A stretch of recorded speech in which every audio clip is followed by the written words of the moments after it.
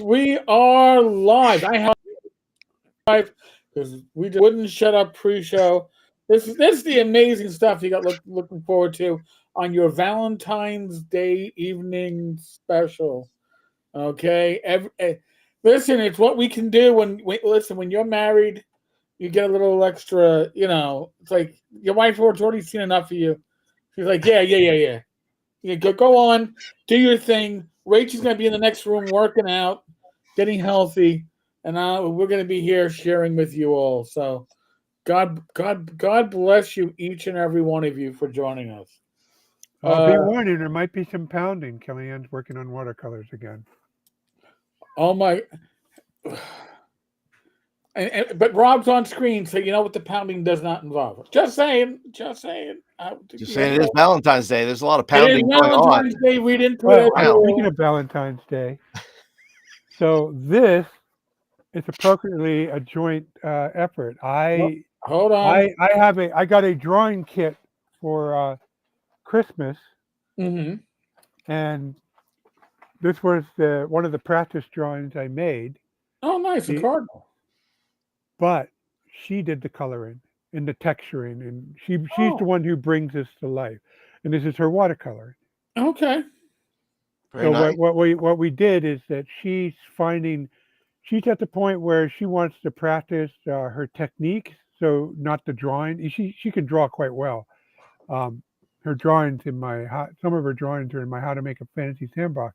But so what she bought these books with outlines so she can practice her technique, and then with my fancy ET 8550.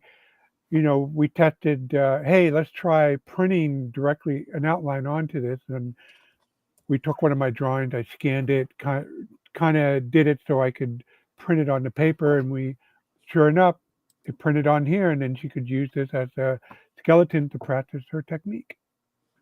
Very nice.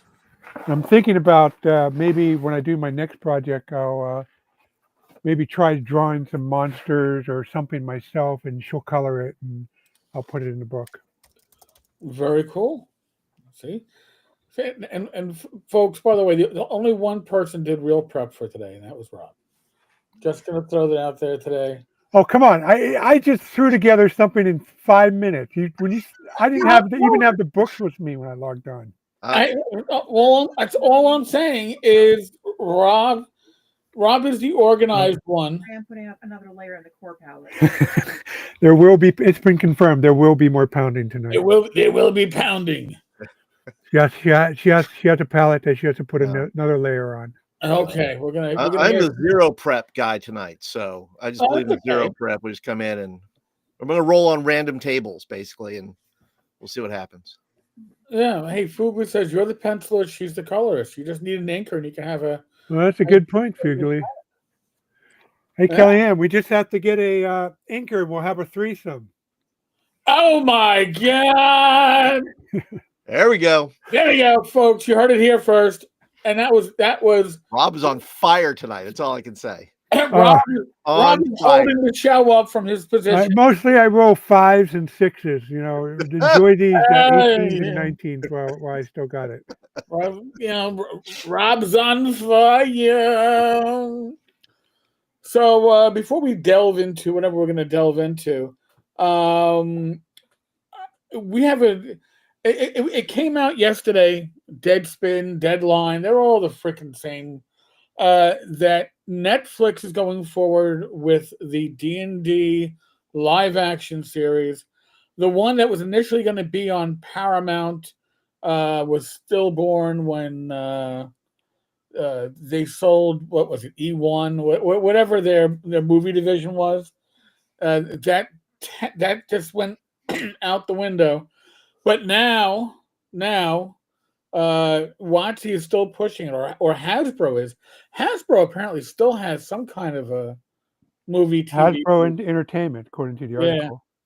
So they are pushing forward, moving forward with, and all we know so far right now is that it's a Forgotten Realms setting for this. We don't know any of the actors or actresses. We don't know. We know showrunners and stuff, but We don't know where in the realms. I was told that Roll for Combat is saying that they've heard that it's going to be based on characters from Baldur's Gate 3. Maybe I actually have to spend a few gold coins this Valentine's and buy myself a digital copy of Baldur's Gate 3. I've only heard good things about it. I'm not tearing the game Well, wait a apart. minute, Eric. You mean you haven't played Baldur's Gate 3? No, no, I don't want the time sink. Yeah, what's gonna You're happen? retired. No, Rob, here's what's gonna happen. I'm gonna get Baldur's Gate 3, and then there won't be an uploaded video for like a week and a half. Well, that may be People- true, but here's the good news about Baldur's Gate 3. It's not like World of Warcraft where you're going to be grinding at it for a better part of a year. So there's that at least. All right, well, all right. So I will be joining the Baldur's Gate community, whatever. No, just no druid bear sex. Just be ready for everybody wanting to have sex with you in the game. You know what? That isn't Yeah. even real life. I mean, I understand it's fantasy, but come on. Yes, yes, David. No, not the characters from the bear sex scene. No, I don't think Netflix would quite go that angle. However, the showrunner did work on was it Deadpool and Wolverine? So you know it could go down strange corridors.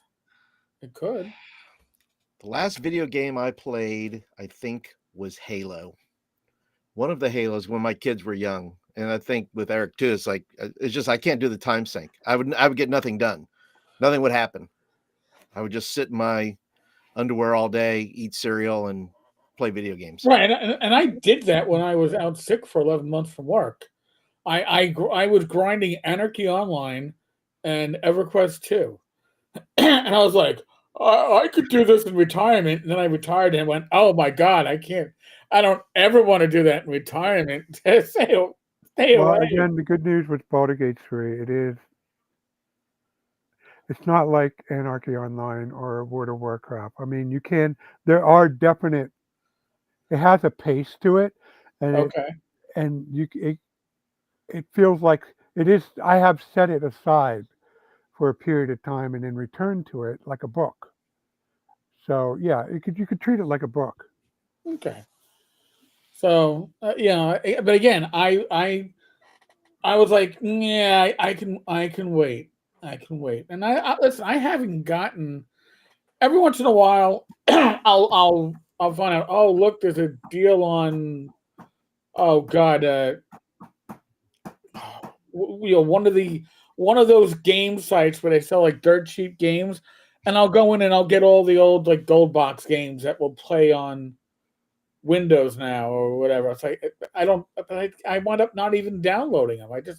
They sit on my account. I could be playing Eye of the Beholder, and I don't. And that was great fun back in the day for me. I played Diablo for the first time the other day. Bought it for $10 off a good old game. Okay, well, Diablo was a lot of fun. I think I played up to Diablo 2. But there's a lot of like clones of it for your phone and your tablet that are very similar in a lot of ways. And again, they're great time sinks. But I've learned that I no longer want to download certain games from my iPad because if I do, I'll just lie in bed. Rachel will be snoring, and I will be, playing some clone of Diablo, killing shit and going, why? What? Oh shit! It's 5:30 already, and the sun's coming up, and what? Because your brain it becomes like a drug, and I know Well, for me, it's games like Hearts of Iron, Civilization that I can spend, and realize, oh my God, it's 7 o'clock in the evening already, and I just got up in the morning, and those are the games I got to watch out for. But I find in contrast games like Baldur's Gate 3, and I played 2 years ago. I played another one that was like a AAA title, but it had a story and it had an end, beginning, end, ending, middle, and end. I find they're very enjoyable to play, but they're like a book. Once you're done, you're done. Okay, I mean, although I have heard, I thought that Larian had said they weren't going to do any more content for Baldur's Gate 3, but now I've heard rumors that, or read it online, that they are. It's not a pay for content, but they are doing some additional downloadable content for the game. They're So updating the game. okay, I I think mean, they're really. My impression is they're really tinkle pink about the reception of it, and hey, boss, I have this idea, and this is what it's going to take. The boss goes, well, shit, we can afford that. Do it. You know. well, in a way, it makes sense because Larian has been cut loose from WotC and Hasbro. So if they are going to keep a significant amount of their new customer base, they got to show that we're still loyal to you. We'll still support a game that we're not directly making a new cash infusion from. Although I'm sure they're still getting paid for the digital copies that get sold, but they're like, we will still support it even if we're not charging more for the support. And I think that It's it's a great important. way to stay connected to fans. That if Yeah, they should come out with another project or something else, it's a great way to just foster goodwill, something Wizards of the Coast doesn't really understand anything about. That that they can say, hey, we've been updating, and so it makes them very likable in that sense. That says, hey, we'll come back and get something from them if they make something. Yeah, and that's something else. They did try a recent patch where they improved the modding capabilities of the game too. So If you ever yeah, want to watch a fun show about game development, there's a show called Mythic Quest with Rob McElhaney, and it's like a MMO game, and it's really fun. It's on Apple. It's got 4 seasons to it, and oh it's wow, okay. really funny about how they develop. How it's very much in the vein of if you remember the Guild. Yes. It has a lot of that kind of funny humor of characters and what they're all like Okay. and that kind of thing. So it's highly recommend. All right, I'll have to check it out. I actually have Apple TV. My gosh. I know it's surprisingly good for science fiction and stuff I like. Yeah. Yeah, For All Mankind, that was one of the earliest season or series that got me to keep my subscription up. Severance is weird but interesting. Silo, I thought that better, definitely an above average adaptation of a literary work. Okay. Yeah, we should. I guess we should one day do an episode of this where we actually go my top 3 streaming series. But sadly, what I find with most really good streaming series is they start out strong and then they end with a fucking whimper. You They know, can't stick the landing. they can't stick the landing, and you're like, oh my god, I thought I was gonna watch like a perfect 10, and then you're like, well, after grading on a curve for that horrible ending, maybe a 7. It leaves you so unsatisfied. In a way, it reminds me even like Babylon 5. Babylon 5 didn't really start out strong, became really strong, and then they didn't know how many seasons they actually had left, and they had to wrap up 2 seasons in one, and then they got the next season, and it's like, oh shit, well, we just need Yeah, they had one really filler. good plot line and one couple not so good plot lines. Yeah. The filler was obviously filler, and that was a shame. But all right, so all right, well here's one I'll throw out here. WotC is hiring a world designer position over for their Dungeons and Dragons, and I thought when I saw that I was like, well, they haven't done a new setting since Eberron, and then I actually looked it up and I went, oh shit, they've done a large number of settings since Eberron. They don't go anywhere. They're not memorable, but just a quick one. Since Eberron, Nenter Vale in 2007. Never heard of it. Ravnica, which I don't know if there was anything other than the core setting. Exandria in 2020, and Theros. And I'm not a 5e player, but I generally pay attention to setting stuff, but they're not supported, so they're kind of like one and done. And then Strixhaven and Radiant Citadel, which again are one and done. It looks like though WotC is trying to get a new setting along the lines of Greyhawk, Forgotten Realms, or Ravenloft, whatever, something that they can build upon that isn't just one and done. And yet they can't find the staffing from within the company to fill the position. They got to go without. You know, Eric, I think you would like, if you like my Black Marsh, I think you would like Nintel's Vale. Really? Yeah, it could have been easily the. It's just it's a region. I wouldn't say it's the size of Black Marsh, but it fits on a letter-sized piece of paper, and the names are evocative. And when you read the capsule description, you can see the possibilities for adventures. The only issue was it was for D&D 4E, so anytime they come out, except for the last few products where they really tried to pivot, the first one was so, okay, you have a little bit of role playing, 2 hours of combat, a little bit of role playing, 2 more hours of combat. That was You're for concludatory role playing. That's it. I enjoyed Ravnica. I wish that. I mean, I don't know if I expected anything else to follow from it at the time, because I think everything was pretty much just one and done because they were putting out these magic card, thematic type books. But I enjoyed Ravnica as a read, as just the world that's built out, and the amount of time I think that went into it was pretty good. So, I'd play in that. Michael says, what's funny is I looked at the job listing and I think, holy shit, I qualify for this job. All the stuff they were looking for. I mean, I don't know if they were interested in what I did creatively, but the technical aspects that they were looking, all the bullet lists you put in a job listing, I've done. Well, why didn't you apply? Yeah, Rob, you could be downsized in a couple of years.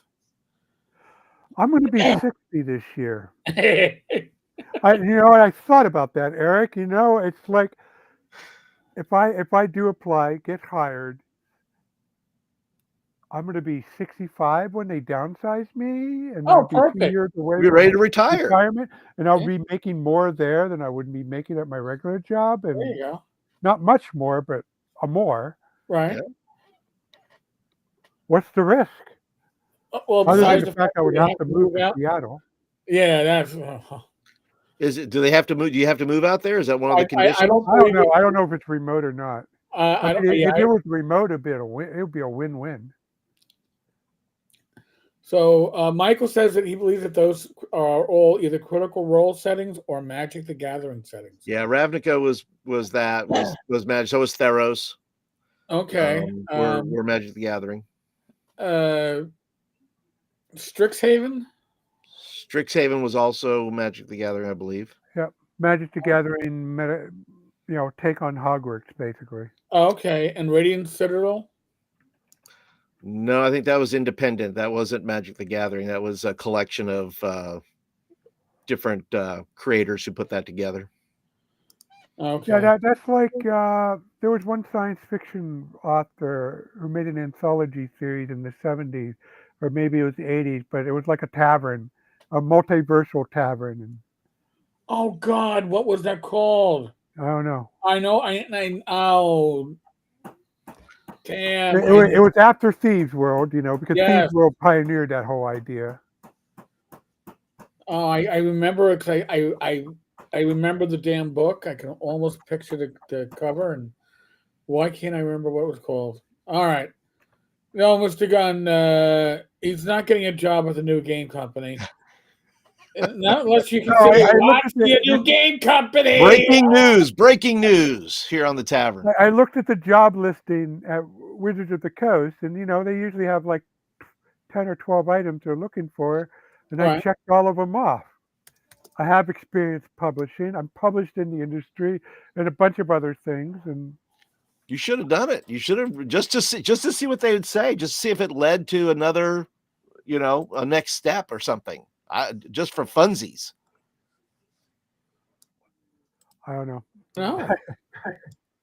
It's just that I'm hard at work on my Into the Majestic fantasy realms, Yeah. and if it does as well as I think it does, then yeah, I didn't need to apply for that. You should have just climbed the ladder all the way to the top, and at the end just go, nah, I don't want it. Yeah, it's like, forget about it. I Just thought about it. Just, nah. You can't pay me enough. That's right. Oh, You shoot. wish you There's could a point when you that do that. far. You're just an asshole, being an asshole, and I don't want to be that asshole. Oh, damn it, Rob. The internet would be like, wow, Rob Conley trolled Watsy. Could you believe it? Look what he did. Besides, if you get in a position like that, you have to be a coordinator more than an artist pursuing their creative vision. Yes, you can provide leadership and steer the direction, but ultimately your job will be to meld the creative vision of, anywhere between, a half a dozen to a dozen people. And I did that with when I ran a live action role playing chapter. Check that off, guys. And I it may not be bringing the dollars that job would, but I want to work on my own stuff. Is the job? Let me just ask a question about the job itself. In other words, they're wanting to create new settings? Are they talking about expanding on settings that already exist, or is it yes and? They don't say. Well, they're vague. They very don't vague. say that in the job listing. But it's clearly required somebody with world building skills, and it's clearly requires somebody who can work with a team. So my guess is they're the project leads to whatever, and they'll have just like Chris Perkins, the guys behind the new edition, or Jeremy Crawford. Do you think this is VTT only? No, I think it's from the description. It sounds like for the whole WotC thing. Right. Now, I would suspect it is going to be VTT forward, though. I mean, wait, I should caveat that with assuming the VTT lands, and right now the Monster Manual is kind of released, right? If you have D&D Beyond, we've all seen the articles that the Monster Manual is out there, and people are already bitching and complaining that there are parts of the rules that no longer. Rob has a physical copy. Hold on, I'm gonna embiggen Rob.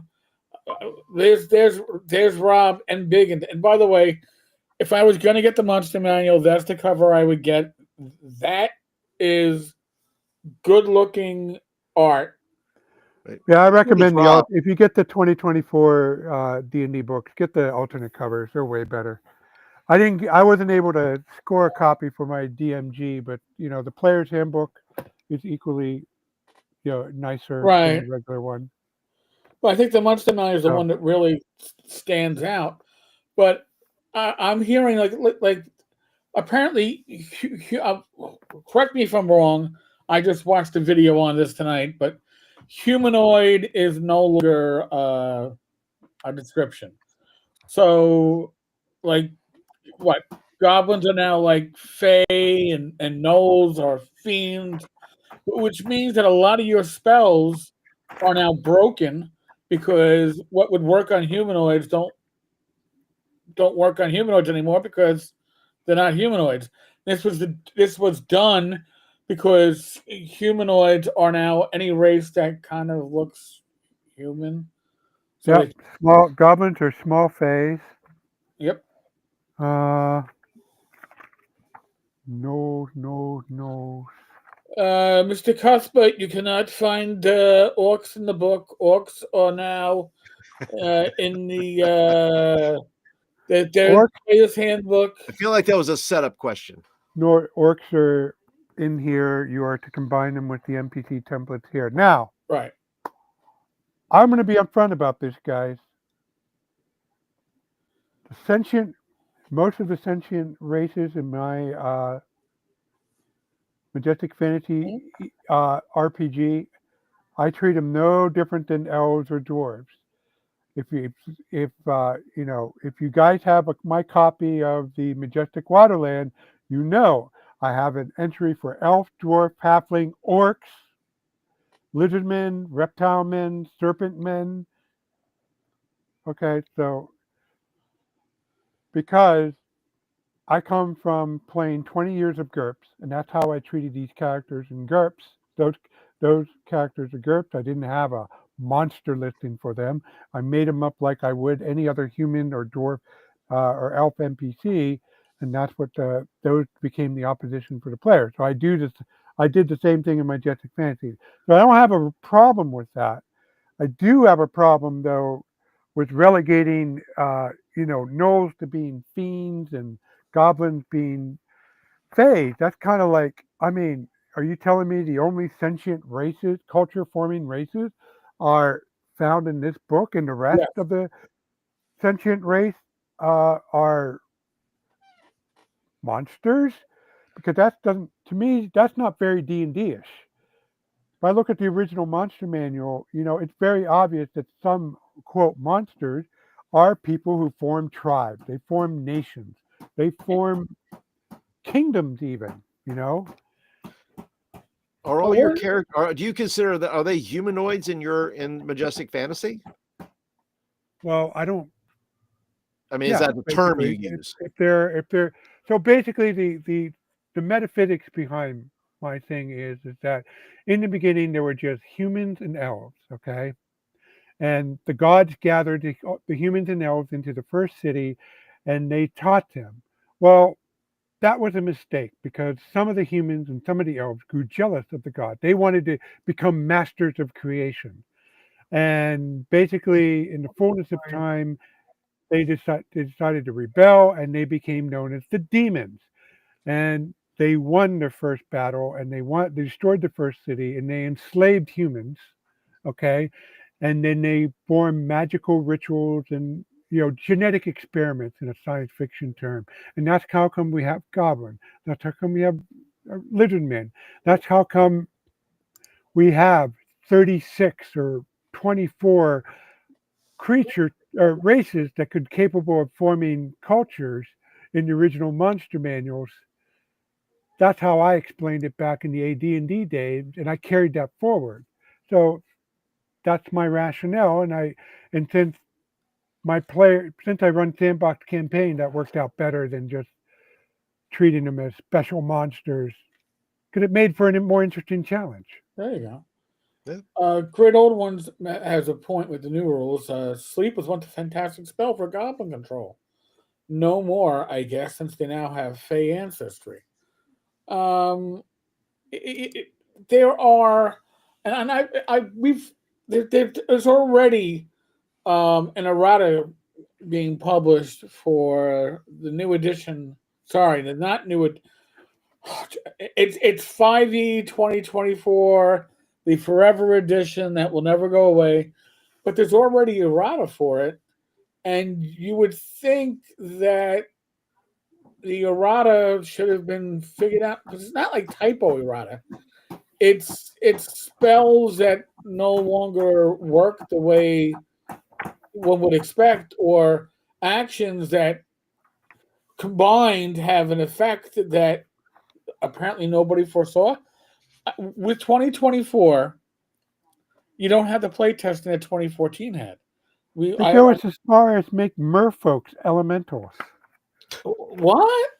Yeah, I had a thought. I was running down the list because one of the things I had to write up is I had to come up with a whole undersea setting for because I have this ocean in the middle of my map, so I made an undersea setting for it, and I had a lot of merfolk, and I just realized, what are merfolk considered as? Elementals. Lizardmen. Let's see what lizard folks are considered as. Elementals. Lizard men are considered elementals. Medium, elemental, neutral. What elemental ability do they have? Huh? What is their elemental ability that they're elemental? Earth. All right, so Okay. would that mean that a protection from elemental spell or scroll would keep them from this has consequences that seem to not have been fully thought out. It really does make the old rules incompatible with the new rules. There's no way. Gophers are elementals then, and fish are elementals. I mean, what are we doing? What are we doing? It's so crazy. Yeah, hobgoblins know, are fey, but that figures. Oh, that's bugbears. I bet bugbears are fey. Fey. Yeah, In David, how parentheses, are they? goblinoid. I mean, so I guess, well, I don't know. I don't know if Rangers still had abilities to do more damage against goblinoid creatures, but I mean, just call Oh, it D&D. bullywugs. There you go. Let's What's see what that? bullywugs. Bullywugs? Yeah. Or what? Oh, Elemental? bullywugs are fey. My gosh. I would have put them in the element. It's like a random generation. I say. That's right. Where do you were they picking sides like an elementary school punch bowl team? All right. Okay, Oh, geez. Coatoas. I would maybe put lizardmen maybe in the beast category. No. They're too smart for beast. No, too smart for beasts. Too So smart for Coatoas beast. are aberrations.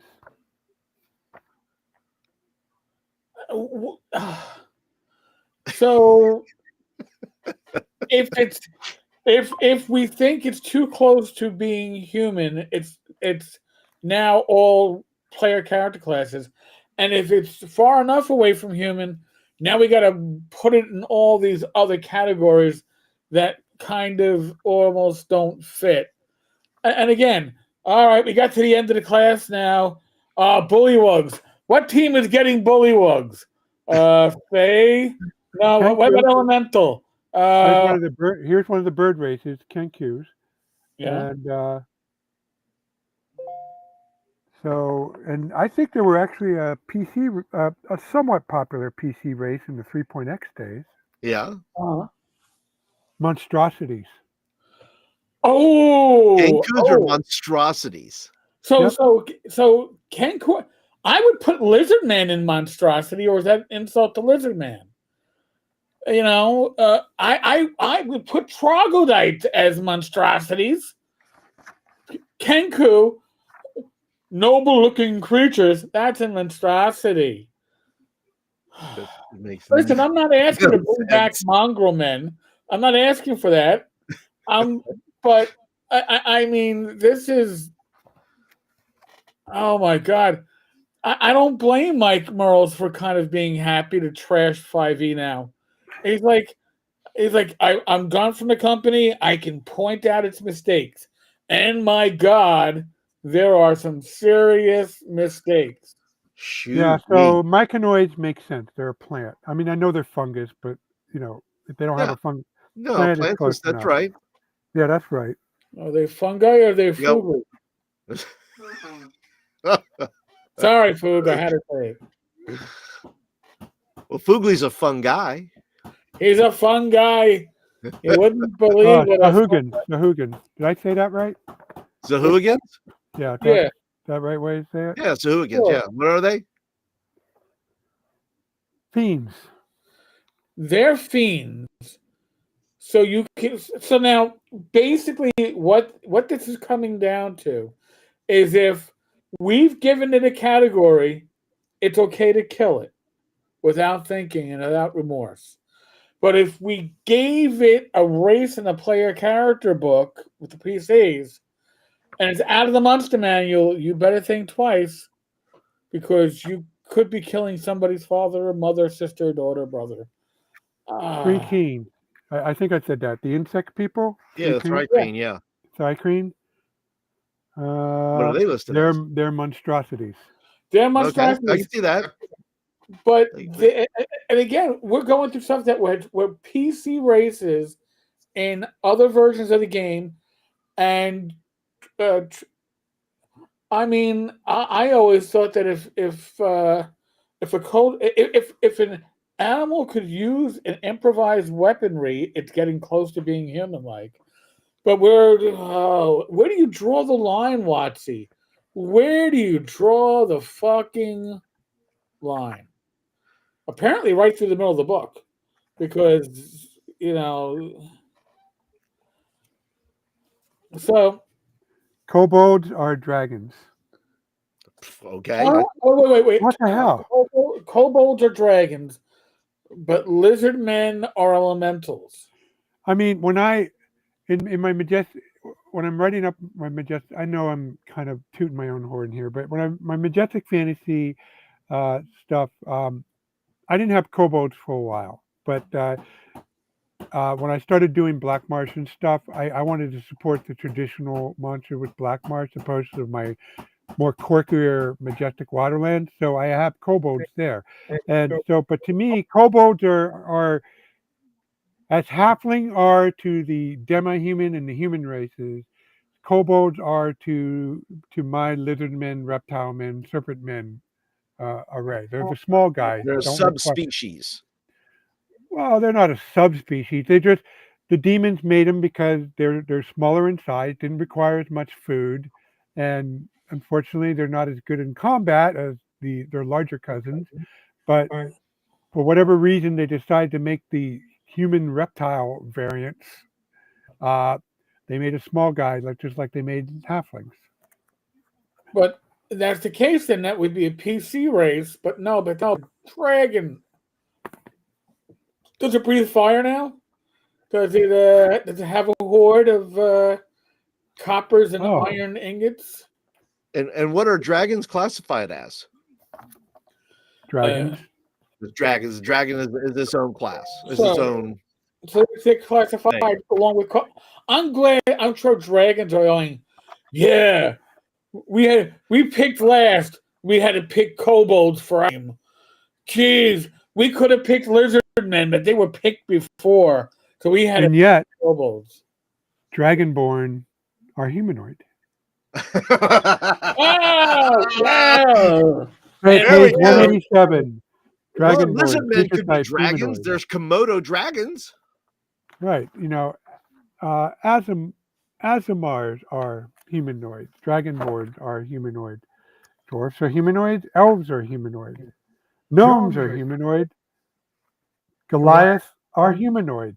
Wait, what the hell? Halflings are humanoid. What's a Orcs are Goliath? humanoid. Humans are humanoid. Goliath, wow. a giant. They're like almost like a half ogre, but they're Okay. at least that's how I see them as. Okay, so now what are ogres? Are ogres now? Oh, good point. Good point. Yeah.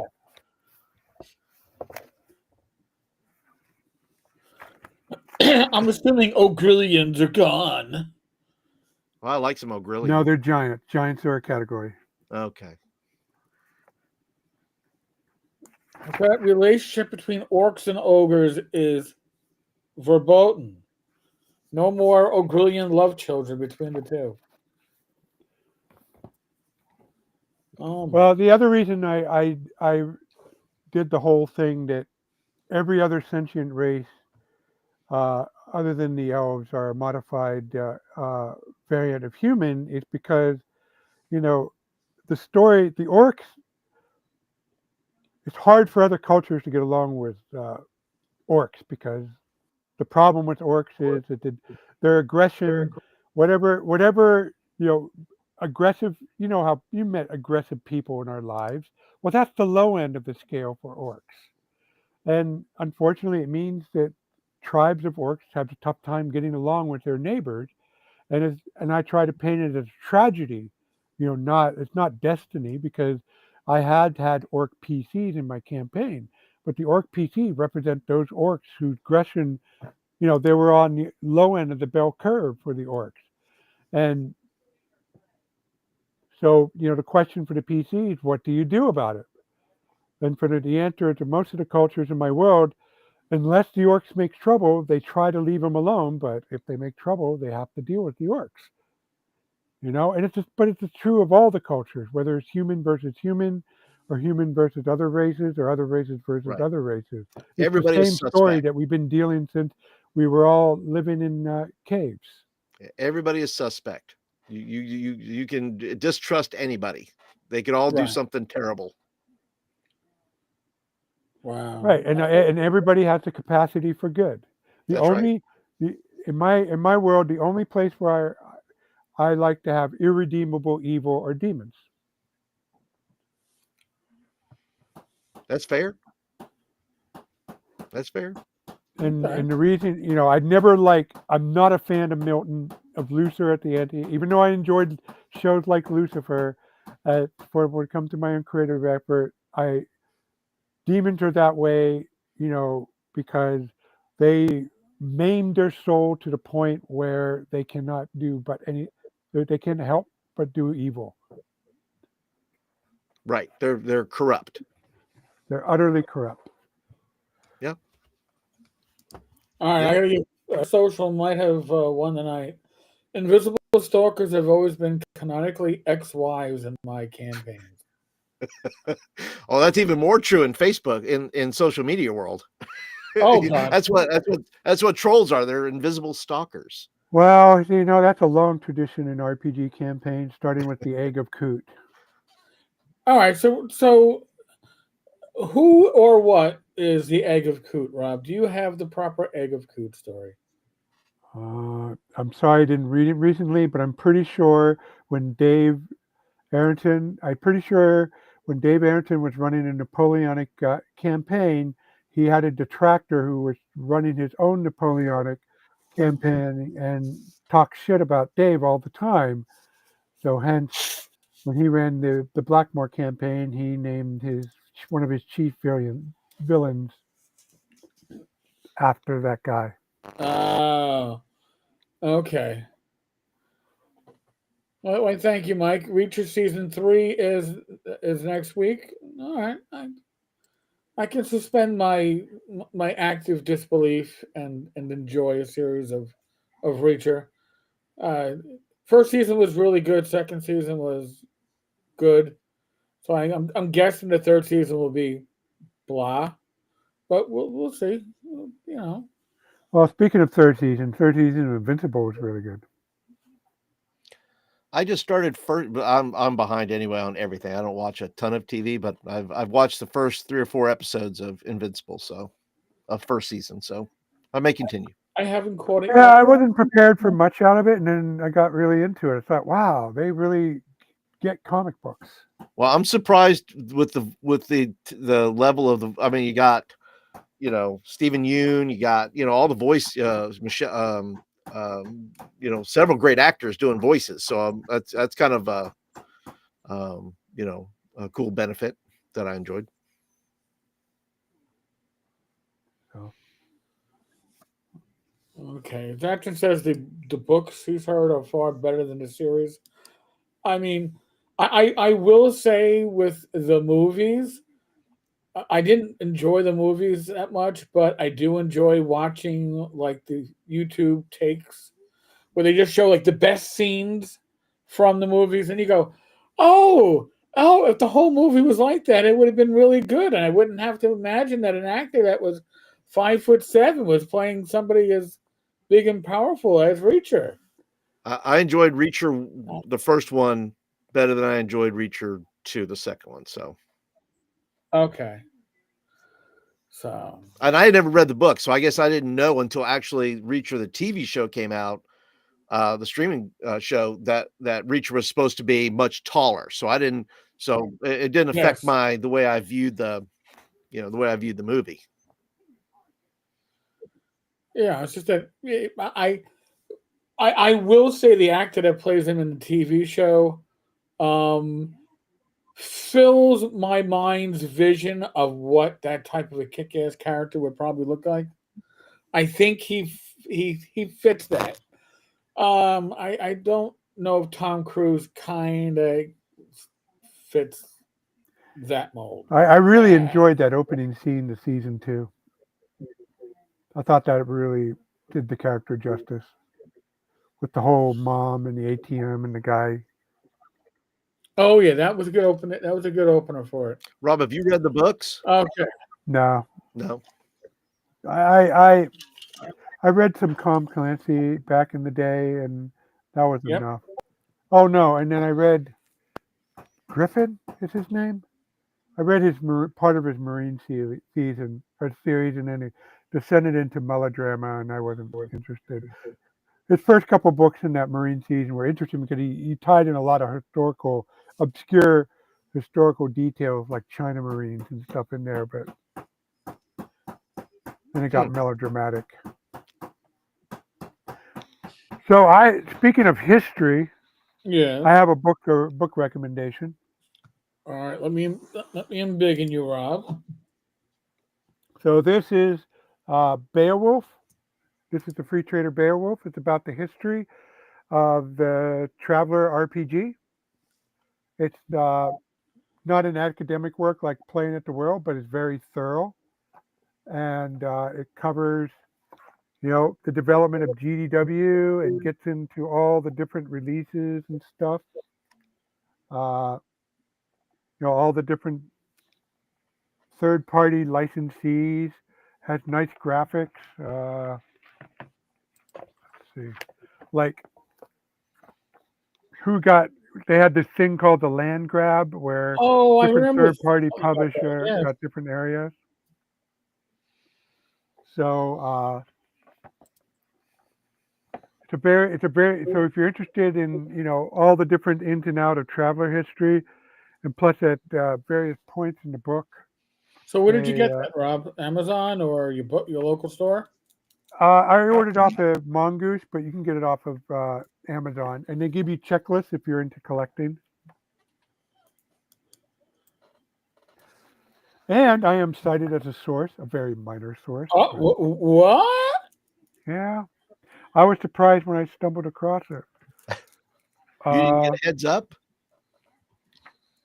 Let's see. They didn't tell you were going to be a source in the book? No, they just went into my blog and quoted it. Okay. Nice.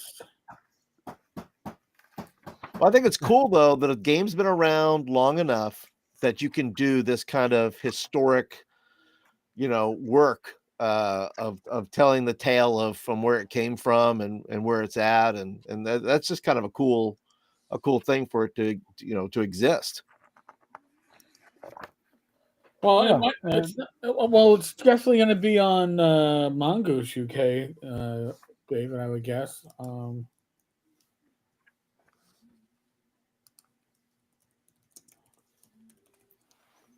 Free Trader Beowulf, as I go into Amazon. I think this is. It is $60 in hardcover. Yeah, it's not cheap. Came out December. Yeah, but hardcore Traveler fans don't care, right? I mean, if you really enjoy the game, it's nothing to grab it. I've never played Traveler, so I don't have any point of reference for it other than the fact that it's been around a long time. And it's by Shannon Appelkline, and Shannon's the one that did was it the Dungeons and Designers series of books. Great reference material if you want to know the history of your hobby. He did a really great job doing that. On drive through and you're looking through any of the classic products from the TSR era, there's often stuff from Shannon on the bottom of each description. Oh, so here Rob found it. This is the source they cite. Robert S. Conley, 2019, A Tale of Two OGLs. I gave Eric a link. But yeah, it's an article I wrote on once upon a time, Wizards of the Coast released the open game license and made the text of the D20 system lesson open content. And then I explain, I go in another paragraph and I say, this dynamic is still in play in this hobby and industry. And I talk about Traveler and Cepheus and RuneQuest and Legend. Oh, okay, cool. Very nice. Very nice. So my name is in there. What the hell? Mr. Gunn, every other Friday is the random party generator. And it's a random party because we literally don't know who, aside from myself, is going to show up. And somebody once said, "Well, wouldn't it be better for the called a random generated party?" And I'm like, it doesn't abbreviate to RPG, and then we would be at a loss. So Yes, branding. Do it um, for the brand. right. The folks that you see on screen are generally those that are in our weekly. Currently, it's our weekly gaming group. I'm gonna give a little peek behind the screen. It was every other week until Joe decided that he needed to be creative. And when I say creative, he is creative, but needed to focus his creativity. So we are, Yeah. So yeah, he can do two things in his life. yes, So he wants to be creative and drink.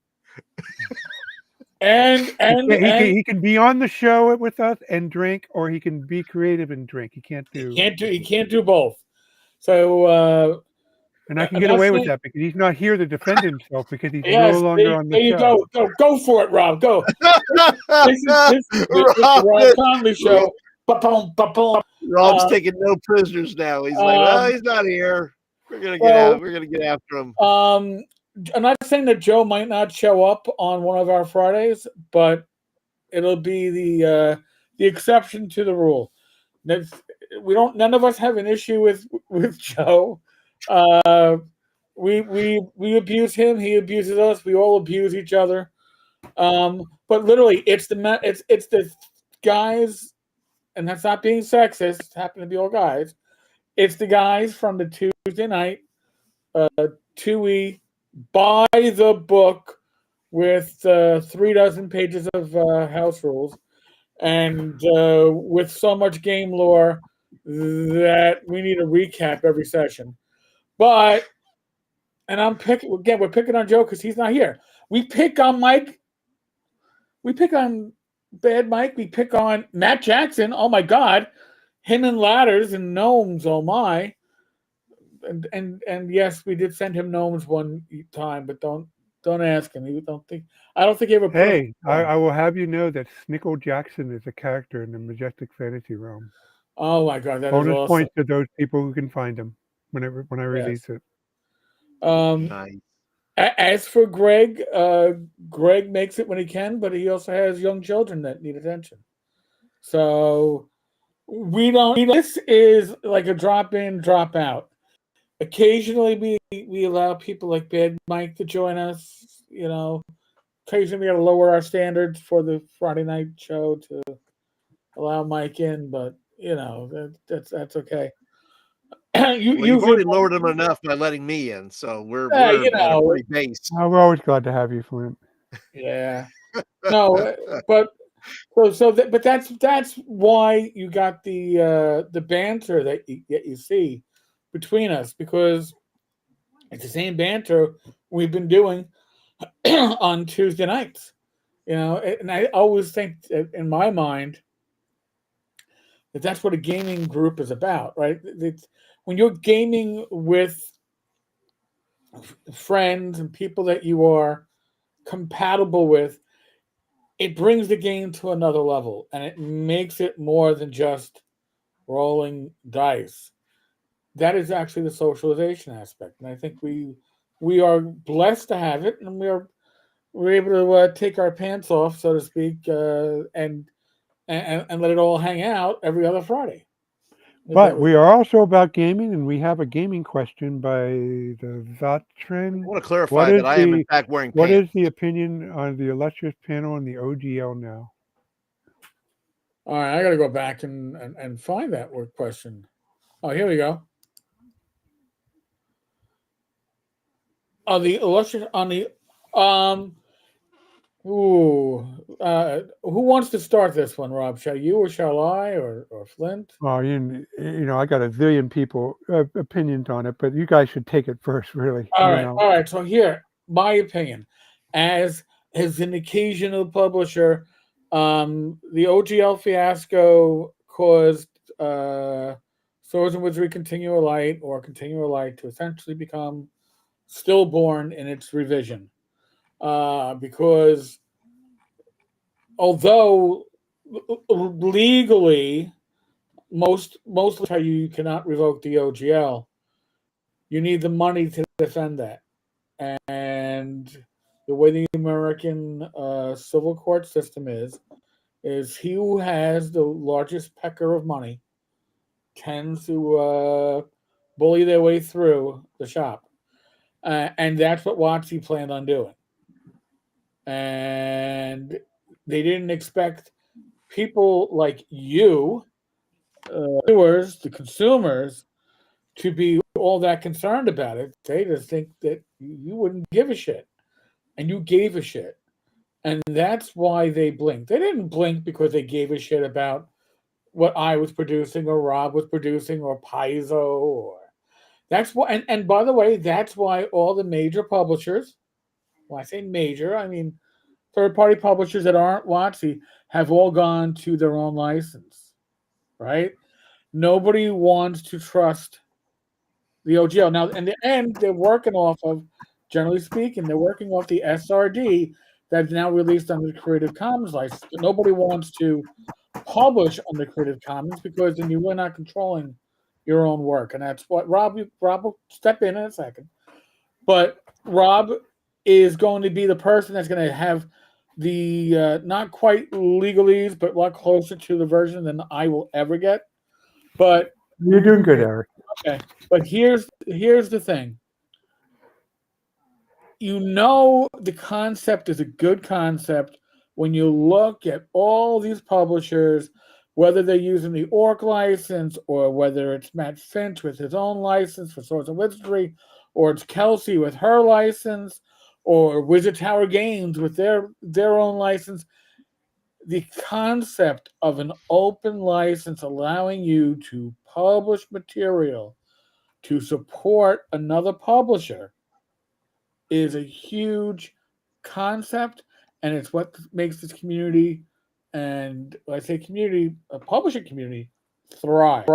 So it was the best of times, it was the worst of times. It pulled everybody together, and it was an awakening. And I think in the end, it's going to be good. So I'll now pass the torch on to Rob as I catch up on the comments. Well, it's Flint. I mean, All right, Flint, go ahead. I just saw Rob's hand go up before. To me, first of all, right, it was very Watergate-ish, the whole thing. It's like, we're going to do this in the middle of the night. Nobody's going to see us. Nobody's going to do anything. And they just thought, well, we're just going to just do this bank job in the middle of the night, and we're going to take all the stuff. And then they found out very quickly that they weren't going to do that. For me, I would rather do everything I do in my zines is system neutral. I would rather go system neutral with just about everything and put in there. It's like, don't use terms like, even if they're in the SRD, if you want to use armor class, that's fine. Whatever you want to use terminology wise. But if you just do that, say, look, I'll just say, look, they're hard to hit, or they're fast, or, that damage doesn't do as much. So for me, just doing system neutral stuff is, to me, just a way for me to go, just because then I don't have to obey any masters in that regard. I can just kind of make it up as I go, and everybody else can decide for themselves how they want to treat the material in their own game. All right, Rob. Do you want? okay. By the way, I'm going to address Mr. Gunn's question real quick. The OGL is not kaput. The OGL still exists for D&D 5.0, and 5.0. The SRD has also been released under the Creative Commons. The new version of D&D, it has nothing to do with it. It's not with copyright, because remember, you can't copyright rules. It's the presentation of the rules that are copywritten. But they're telling us that they're going to come out with the new SRD with the new rules that will be released under Creative Commons. It happens when it happens. All right, Rob, full is yours. Okay. Well, I am okay. So even I am not so much a fan of the OGL specifically as I'm a fan of open content. Right. I started my day career involves programming software for metal cutting machine. The manufacturer of metal cutting machine. So I started in the late '80s doing that. Went to college in the middle '80s, and so I saw the whole not OGL, the Creative Commons. the whole open license in the Uh, software world to take root in the 1990s, and saw the benefit. So when Wizards released the OGL in 2000, I thought, great, it's going to work out really well there. And but there was always something in the back of my mind, having a single license with whatever quirks it has. Uh, I don't think it's the healthiest thing. It would always be better if we have alternative approach. Some may be looser, some may more radical, and we didn't have that. All we had was the OGL. And the problem with the OGL, beyond Wizards trying to mess with it, was the product identity clause. A lot of publisher would go, uh, anything in this book that's taken out of the SRD is hereby declared as open content.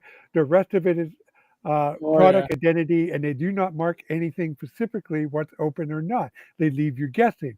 Effectively, they get to eat the cake of the open content of the D20 SRD, but they don't let us eat it because what part is open and what part's not. So they effectively closed up their product. Luckily, most of the people who were doing that was doing with IP heavy products like Babylon 5 or Conan or something where you didn't really expect to use bits and parts of it. And but the benefit of the whole Wati fiasco is now today we do have a diversity of approaches. You can still have the original open game license with all the body of material that's been released under it. You now have Creative Commons, and it's not so much, all we have is the 5e SRD under Creative Commons. Um, but that gets us the terms, so that's important. But now we have an example of somebody using Creative Commons. So other people are using Creative Commons now. So that's healthy. I'm using Creative Commons not share like attribute for my stuff. And then we have the orc license. Now they're adopting a stricter view that they want game mechanics to be open. So if you use orc, you have to make all rules in your product open content. If that's clearly stated. While in the under the OGL, somebody like Cubicle 7 and Adventures in Middle Earth can make that whole chapter on journey rules. They can make that product identity because that's their own original subsystem. Right, or even like Troll Lord with the siege system, right? Isn't that's not open? Yeah, the siege system not open, but under the orc license, if the D20 SRD was under the orc license, then Cubicle 7 would have had to make your journey rule open content, and as well as the siege engine and troll lords if they used the orc. But not everybody agreed with that. Okay, I I don't like to use the Creative Commons share alike or the orc license if I don't have to, because I believe I'll share my material. It's up to you to share what you want to share out of my stuff. If you don't share anything, I'm not going to dictate that. And when I used to do open source software, I would always use the Berkeley over the GNU license. And then then we have OGL fixes like Swords and Wizardry Elf license. So that it's pretty much like the OGL. It has all the advantages and disadvantages of the OGL, but it's not controlled by Wizards, not controlled by anybody. Right. So any content released under Elf is good. And I guess the only thing I would left, I want to say, if you use Creative Commons, not share alike, but well, actually two things. I just remember one more point I want to make. But if you use Creative Commons attribute only, um, what I recommend is you release your book copyrighted. just like you normally would, and then make a separate document that has whatever rules and all your stuff in your book. It could be the entire text of your book, which I did for the Island of Pied. Um, but it is that document that you released under Creative Commons, because Creative Commons doesn't have a product identity clause. So if you try to have a work and you say this, it gets messy when you try to say this part of a work is Creative Commons and that part of the work is not. So what you do, the best way to do it, just make a separate document, say that's all Creative Commons, and share what you want to share in that one. And then the last thing is Ars Magica. All the Ars Magica books that I'm going to point at my shelf, all those books down in there, all of them for Ars Magica 5th edition are now under Creative Commons, but share alike. So anything you based on it, whether it's the rules or the lore, you'll have to share it as well as open content. But it's also the most expansive in that the entire product. So if you have an idea for the Tribunal of Rome, guess what? It's fair game to use now under Ars Magica, which I think it's cool. And I hope once I get my current project out of the way, I want to mess around with a D&D OSR version of the Ars Magica stuff, because I think it would work really well. It'd be different than the usual dungeon crawl stuff, but I think it'd be a lot of fun to play under a D&D related set of rules. All right. Well, I told you Rob was going to have the best, mostest, biggest description of it. Now, Rory has a question. What even is OGL, Open Game License? Why does WotC not have full copyright over all D&D? Obviously, I support OSR, but I never understood this aspect of tabletop RPGs. All right, here's the thing. You cannot copyright rules. You can only copyright their presentations. So, if you look at Crawford's Cinnamon Publishing, like Stars Without Number, Worlds Without Number, that whole series, it looks a lot like D&D, but he's rewritten it all, and it's not under the Open Game License, although he's releasing his SRDs now under the Creative Commons. But it is a rewrite to a large extent and a reinterpretation of D&D rules. They're recognizable if you are coming from D&D. They are familiar, but they are different. What the OGL or the Creative Commons and the System Resource Document, the SRD, says is you can use passages verbatim. You don't need to change them or their presentation in order to use it. That is huge.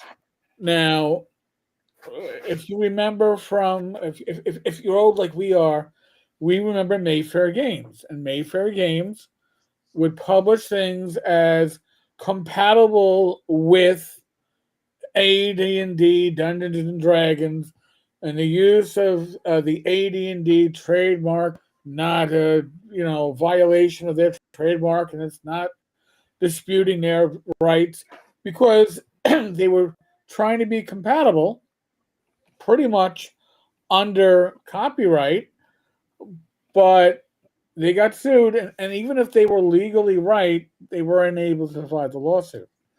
The SRD/OGL was a way to say, hey, third-party publishers, we want you to support our... And the reason why WotC did it wasn't necessarily purely altruism. It wasn't like, we want a vibrant third-party market.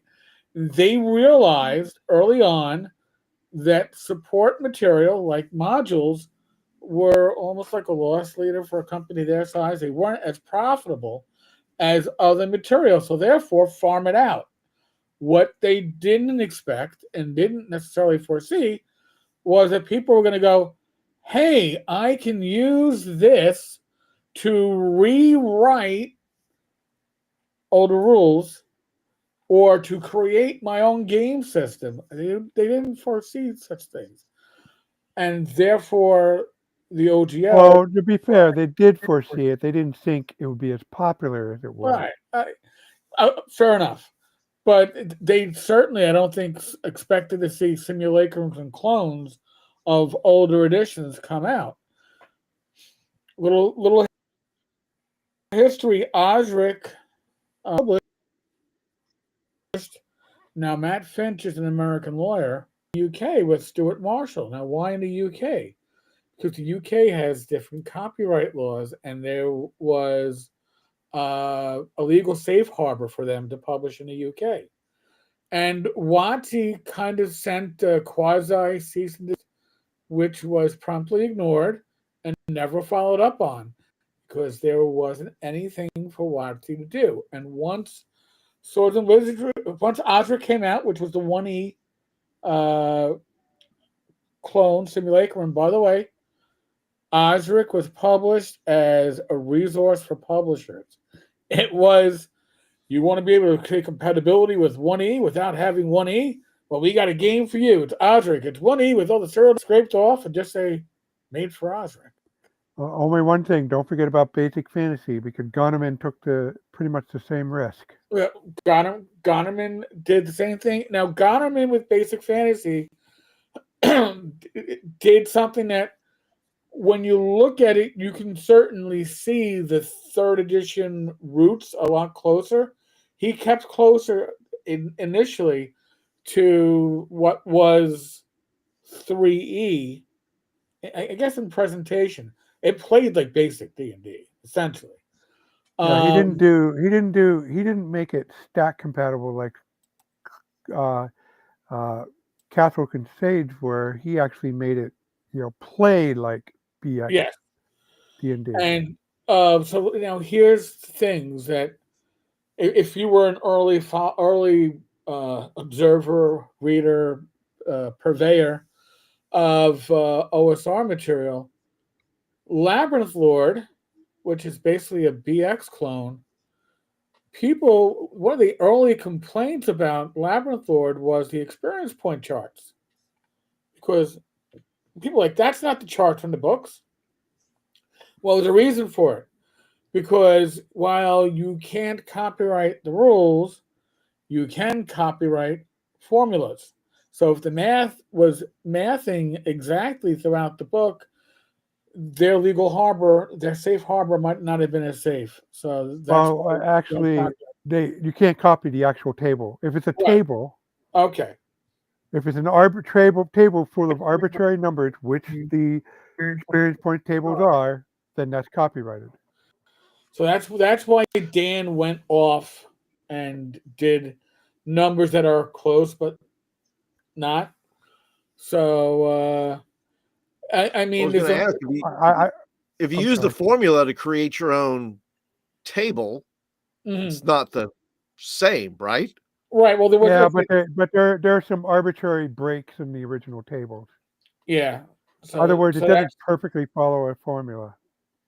No, there are times when Gary just went, "Oh, I'm not going to double." This one, I'm just so there is it isn't like 5e where you can look at it and go, "Oh, there's a progression."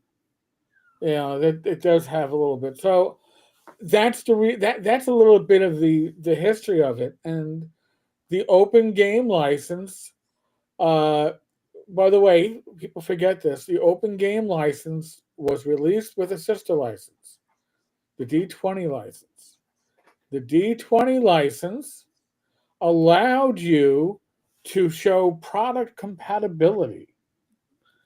It was almost like, oh, great! It's not published by Watty, but it's got that stamp on it, and that stamp lasted until products that were a little risque started coming out under that license, and that one got revoked relatively early. It got revoked. It got altered. You can't. It got revoked when 4E came out. The D20 license, I thought, was gone before that. Yeah, it's a trademark license. Right. Yeah. Once what was it? The Book of Erotic. No, they changed it. They added morality clauses to the trademark license.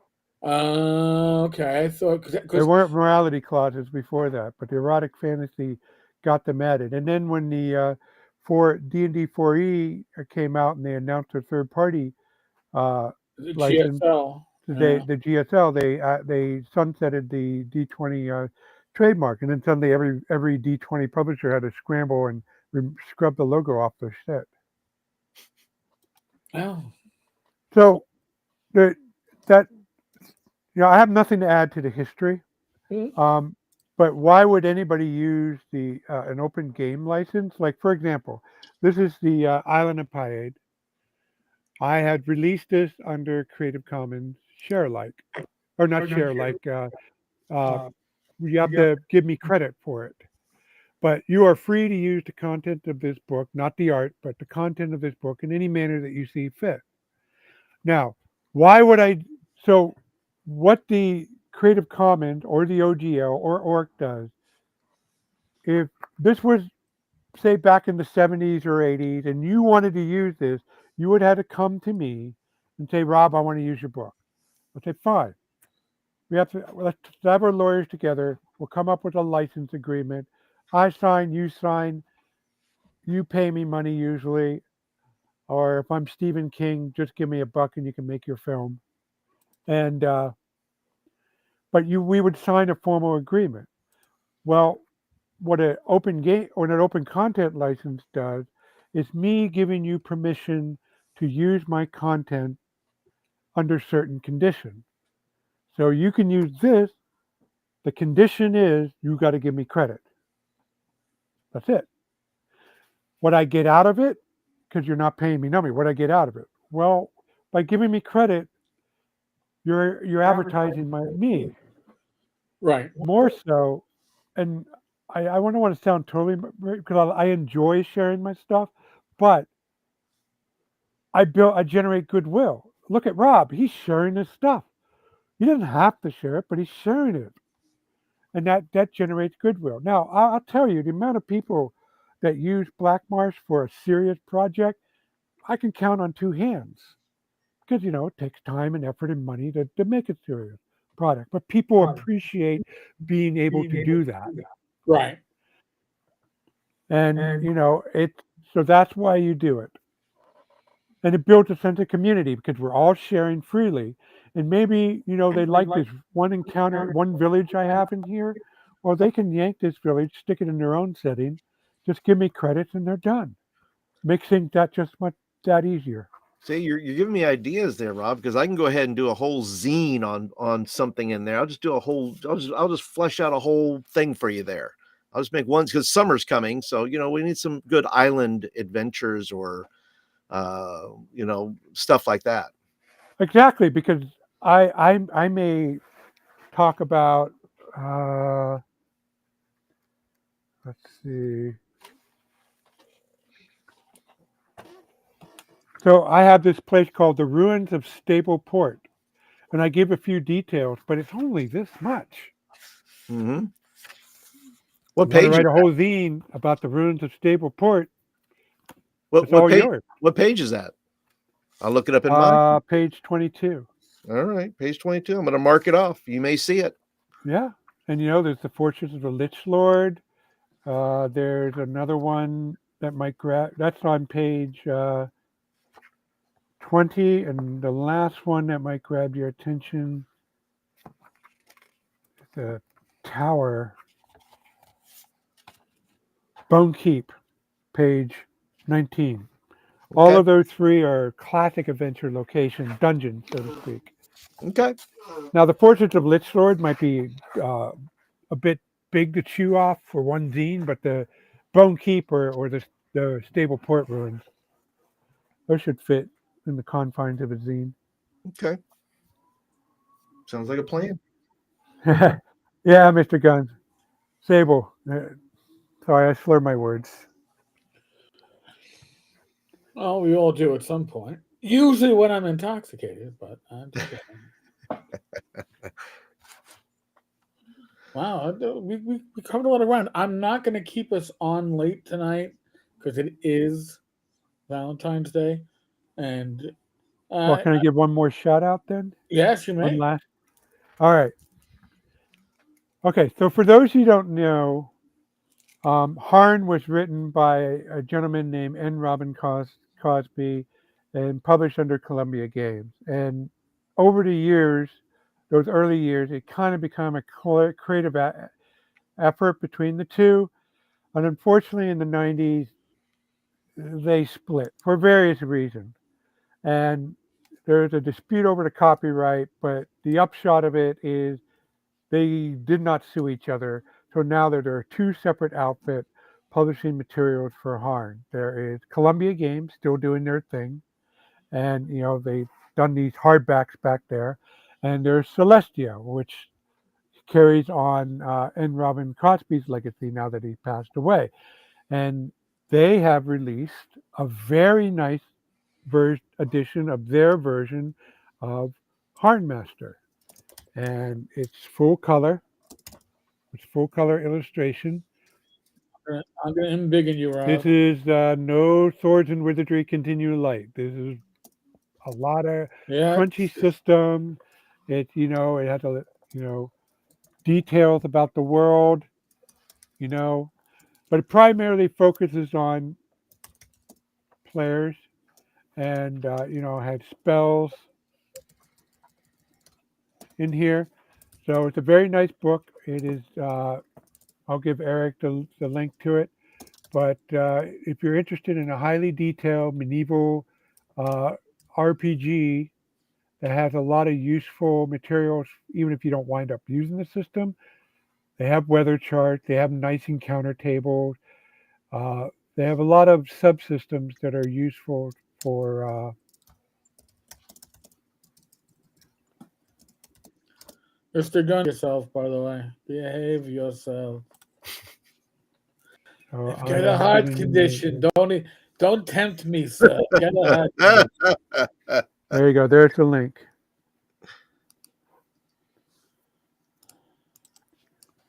Oh, Fugly, you're busting my nuts too, huh?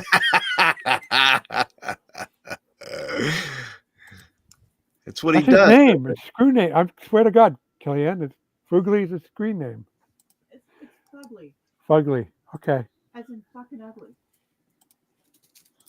Come on, he's the one that gave us Rob the tote bag, the Russet Lord tote bag. Damn it. Yeah. You should all own. Appreciate that picture, by the way. Although it did take me a while to get it. I couldn't believe it just went right over my head, and Yep. had to explain it to me. The receipts of the Russet Lord.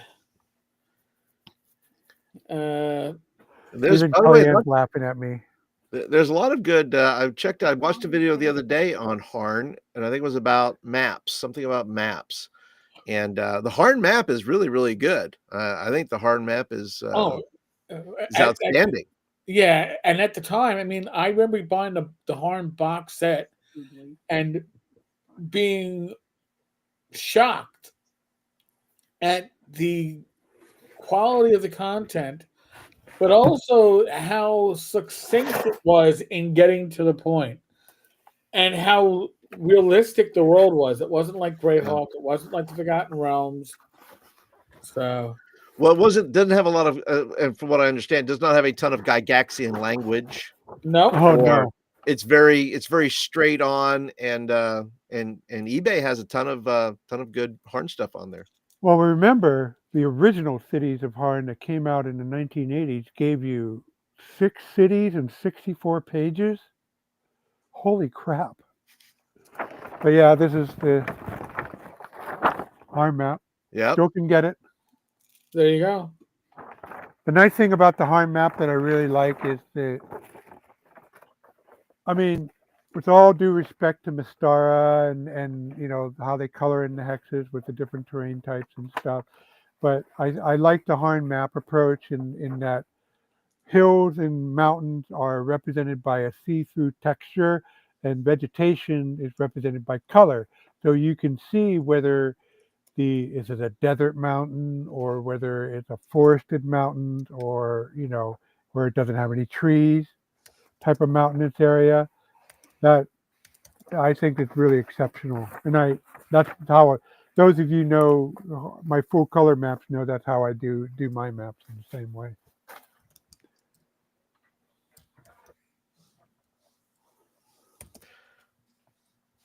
Well, I still enjoy the Greyhawk map, and the reason I'm doing it too is I'm working on my own kind of little map for little things that I'm working on, and trying to discover new ways of doing that. It's so funny that the first Rob, I thought of you when this came up, and it was it was a map, and they started off with tectonic plates. The video started off with making a map. It says started off with tectonic plates. I thought Rob would love this video. This is exactly what he wants. And it's just talking about how the mountains form. And I said, but you know what though? After I started drawing mountains on my little map, I went, tectonic plates might be a good idea. I might want to draw that. I might want to just kind of pencil that in a little bit, Yeah, I don't really do tectonic plates, but I studied how mountains are formed from tectonic plates. So I do that. And I don't know why I didn't write about it because I think I wrote that first post before I kind of crystallized how I did it. But basically I kind of,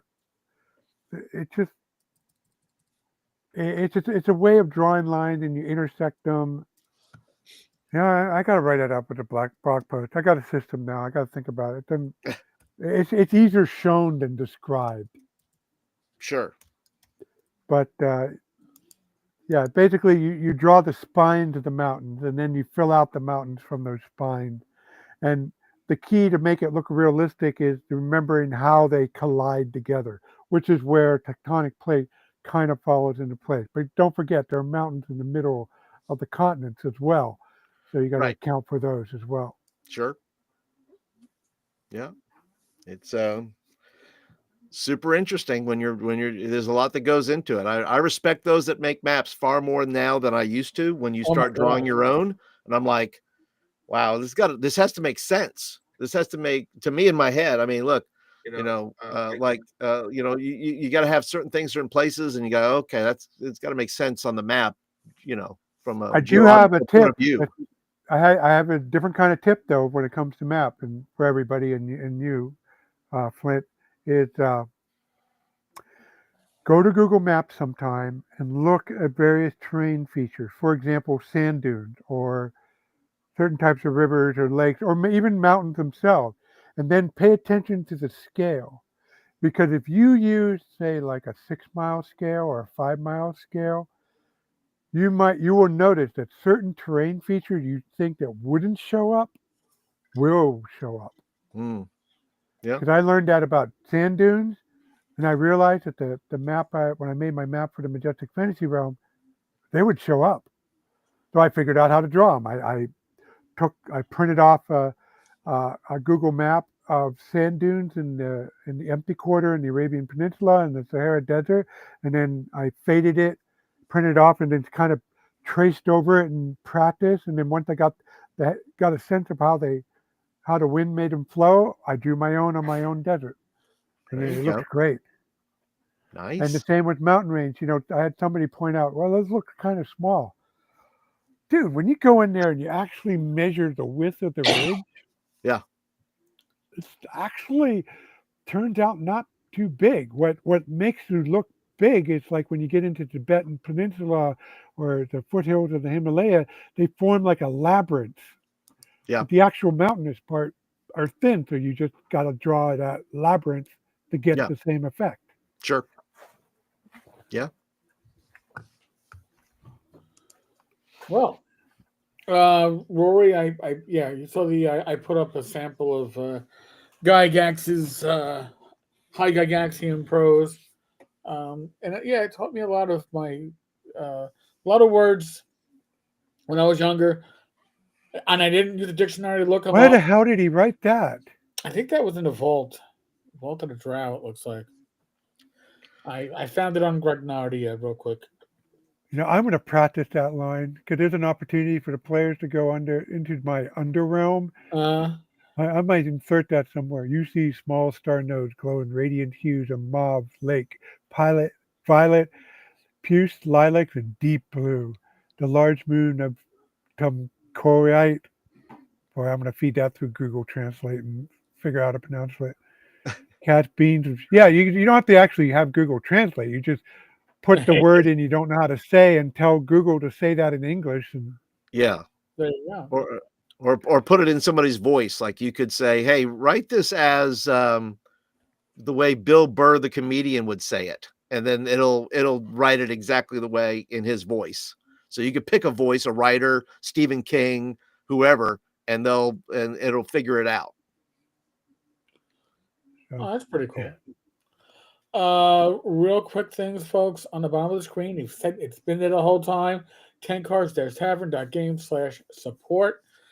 Essentially, folks, this is where the affiliate links are going to be living. If you want to go and support this channel doing what you're already doing, you can go there and you put a few coins in the tavern's coffers.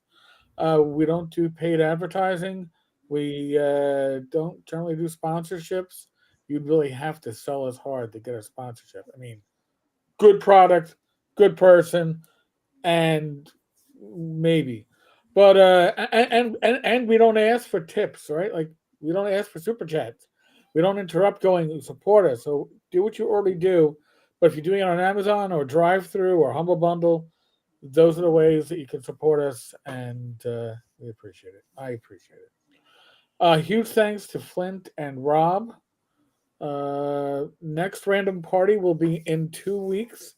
Next live stream is tomorrow night at 8 p.m. with my wife Rach, Gamers Health. Next week, I will be at TotalCon Thursday, Friday, Saturday, and I guess early Sunday. So, Gamers Health next week will be on Sunday, and the live streams will probably be with Don, as Don tomorrow will be with me down in or up in Massachusetts. Down, up, yeah. From where I am, it's up. All right, folks. As always, thank you. Be safe, be well. God bless. Roll those dice, roll them well. The convention compendium is coming along. Hopefully, I get to spend a few hours on it tomorrow, Mr. Gunn. I've had no time for myself this week, which is not necessarily a bad thing. It's just life things. So we'll be updating that stuff more over the weekend. Yes, Rob. One last thing. I am one print copy away from Black March going platinum. So if one of you out there hasn't bought the print copy of Black March, they're very inexpensive. Hopefully you'll put me over platinum. I mean, you can never tell with their algorithm, but I'm looking at it right now, and it says 999 sold copies. And even though it's a free download, that means nearly 1,000 people bought a print copy. So 20,000 people downloaded the free copy. Go to the link below, and then go and search for Black Marsh, and then you get a twofer. You get a twofer. You support Rob, you support the tavern. Look at that. There you go. Why don't you do 2 for 1? 2 for 1. All right, folks. Nice Thank seeing you, you. Mr. Gunn. God bless.